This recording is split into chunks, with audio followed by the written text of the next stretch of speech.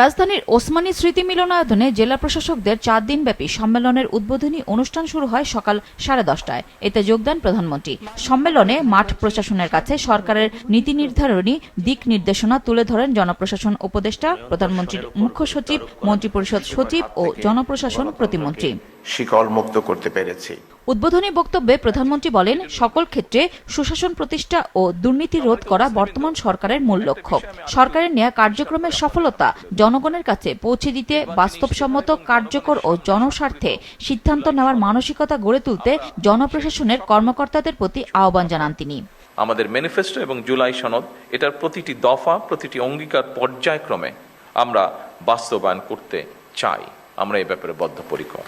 দলমত নির্বিশেষে রাষ্ট্র ও সমাজের প্রত্যেকটা মানুষকে রাষ্ট্রীয় সামাজিক নিরাপত্তা বেষ্টনীর মধ্যে নিয়ে আসাই হচ্ছে আমাদের বর্তমান সরকারের লক্ষ্য।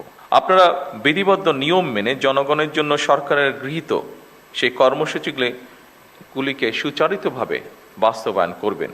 এটিই কিন্তু জনপ্রশাসনের কাছে সরকারের প্রত্যাশা। মাদক, আইনশৃঙ্খলা পরিস্থিতি নিয়ন্ত্রণ ও সাম্প্রদায়িক সম্প্রীতি রক্ষায় জেলা প্রশাসকদের আরও উদ্যোগী হওয়ার আহ্বান জানান প্রধানমন্ত্রী।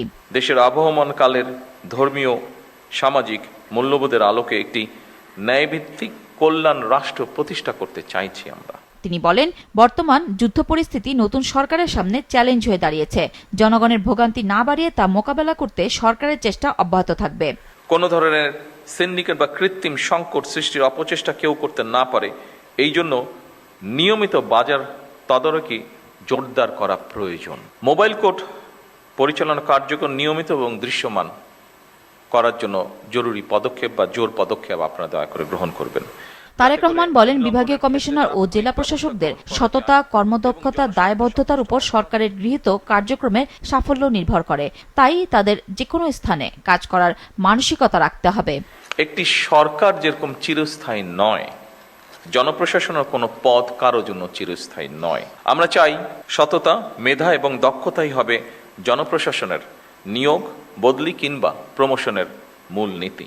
চতুর্থ বিপ্লবের এই যুগে কৃত্রিম বুদ্ধিমত্তা, অটোমেশন এবং ডিজিটাল প্রযুক্তির মাধ্যমে জনপ্রশাসনের কার্যক্রমকে আরও কিভাবে সময় উপযোগী, দক্ষ, স্বচ্ছ এবং জবাবদিহি করা যায়, এটি বোধহয় আমাদের এখন চিন্তা করা উচিত হবে।